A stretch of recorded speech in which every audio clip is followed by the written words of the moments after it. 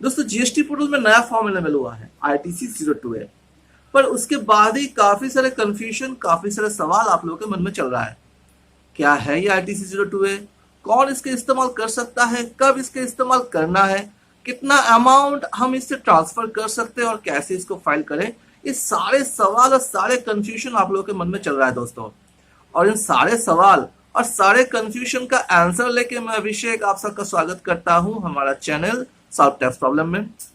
इन सारे कंफ्यूजन और सारे सवाल का जवाब दोस्तों मैं चाहता हूं एक एग्जाम्पल से आपको समझाऊं, इसलिए एग्जाम्पल को ध्यान से सुनिए और वीडियो को आखिर तक देखिए, और हो सके तो अभी से लाइक कर दीजिए, क्योंकि मुझे पता है दोस्तों आप लोग लाइक करेंगे ही।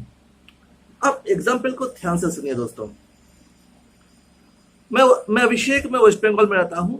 अब वेस्ट बंगाल में ही मेरा एक बिजनेस है, और इस बिजनेस को मैं जीएसटी में ऑलरेडी रजिस्टर्ड कर चुका हूं, और मेरे पैन से ही वो जीएसटी रजिस्ट्रेशन नंबर लिया गया है दोस्तों। मैं उसका रेगुलर फाइल भी करता हूं, और मेरे पोर्टल में कुछ ITC अनयूटिलाइज्ड पड़ा हुआ है। अब मैं चाह रहा हूं कि इसी वेस्ट बंगाल पे सेम स्टेट में मैं एक और नया बिजनेस स्टार्ट करूं। मैंने स्टार्ट किया। अब चाह रहा हूं कि मैं जीएसटी में रजिस्ट्रेशन भी करवाऊं। मैंने उसका रजिस्ट्रेशन भी करवाया और मेरे पैन से ही करवाया। अब क्या हो गया सिचुएशन, वेस्ट बंगाल पे मेरा 2 बिजनेस है, बिजनेस 1, बिजनेस 2, दोनों का ही जीएसटी में रजिस्ट्रेशन हो चुका है, और दोनों का ही रजिस्ट्रेशन नंबर मेरे पैन बेस्ड है, किसी और का नहीं। ठीक है।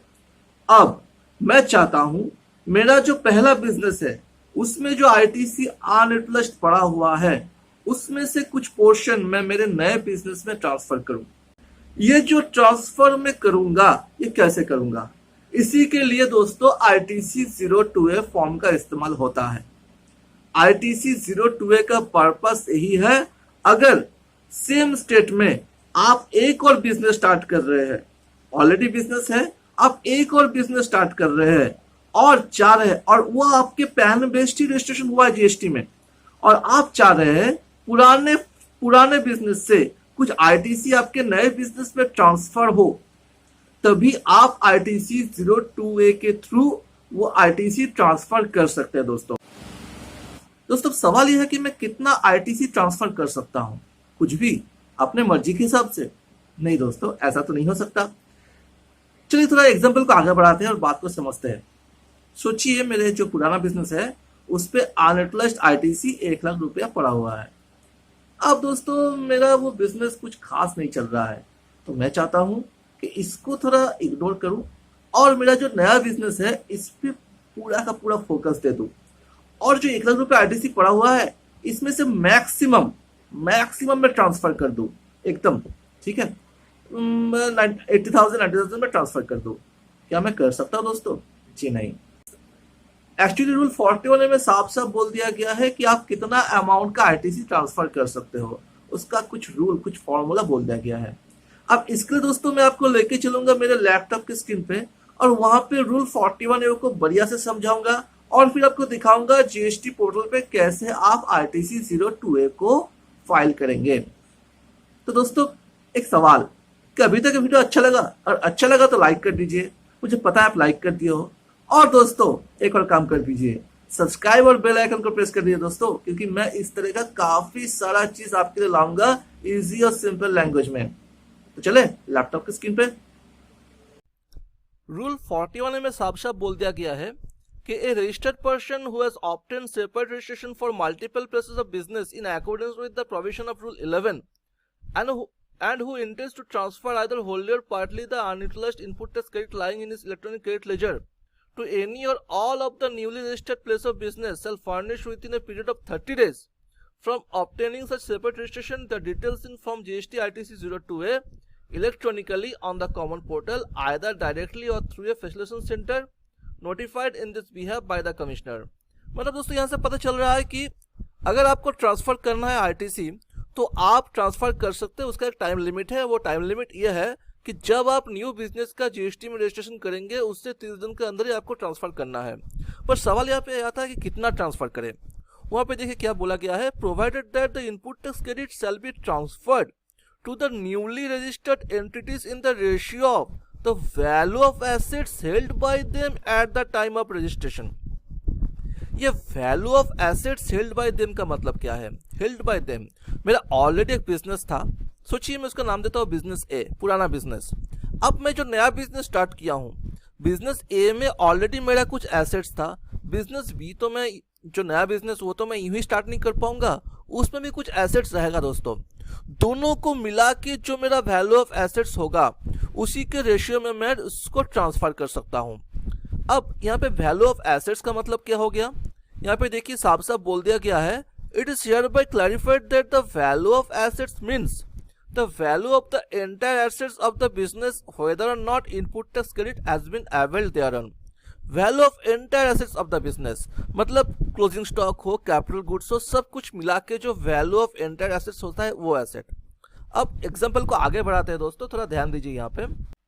अब इस एग्जांपल को ध्यान से देखिए दोस्तों। बिजनेस ए जो मेरा एग्जिस्टिंग बिजनेस है उसमें आईटीसी पड़ा हुआ था 1 लाख और एसेट्स था 2 लाख। अब नया बिजनेस के लिए मैं 1 लाख रुपए का एसेट लिया हूं तो मेरा टोटल एसेट हो गया है 3 लाख। तो मैं कितना ट्रांसफर कर सकता हूं? यहाँ पे मैं ट्रांसफर करूंगा, ध्यान से देखिए, मेरा आईटीसी है 1 लाख इनटू नए बिजनेस का asset divided by total assets. मैं यहाँ पे इतना ही अमाउंट ट्रांसफर कर पाऊंगा दोस्तों। अगर यहाँ पे नए बिजनेस में 2 लाख रुपए का एसेट्स होता तो फिर यहाँ पे टोटल होता 4 लाख, तो मैं कितना ट्रांसफर कर पाता? 50,000, मतलब 50%।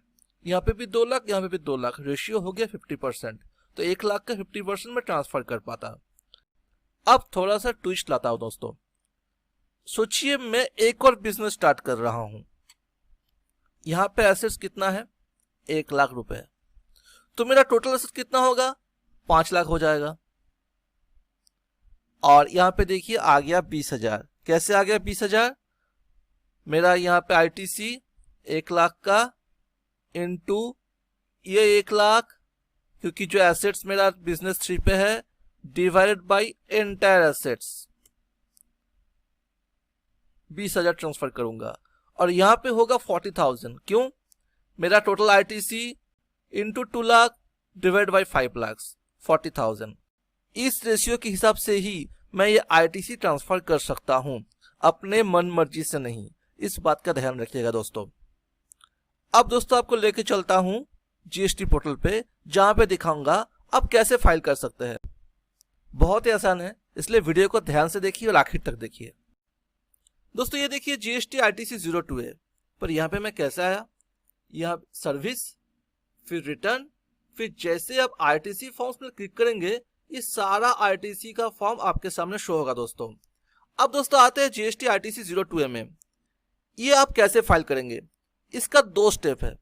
पहले स्टेप में क्या होगा, आप अपने पुराने कंपनी के जीएसटी पोर्टल में जाके ये जीएसटी आईटीसी 02 में आईटीसी को ट्रांसफर करेंगे यहाँ से।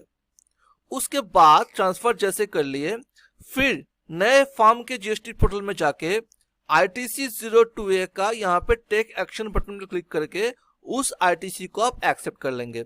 ये आपका पूरा प्रोसीजर है दोस्तों। यहाँ पे मैं आपको दिखाता हूँ कैसे आप आईटीसी को ट्रांसफर करेंगे। यहाँ पे मैं क्लिक कर रहा हूं। उसके बाद दोस्तों आपके सामने इस तरह का इंटरफेस खुल जाएगा।